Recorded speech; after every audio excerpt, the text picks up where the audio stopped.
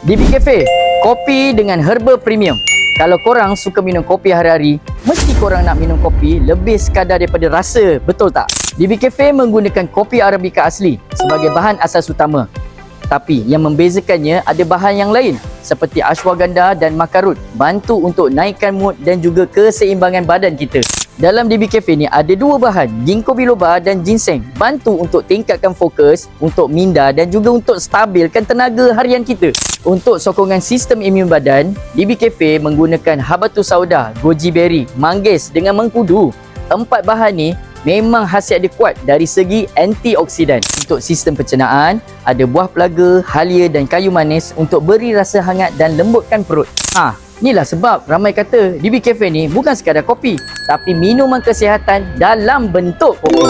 Jadi, jangan lepaskan peluang. Tengok dekat beg kuning sekarang, boleh dapat offer 3 kotak, anda boleh dapat lagi banyak lagi jimat.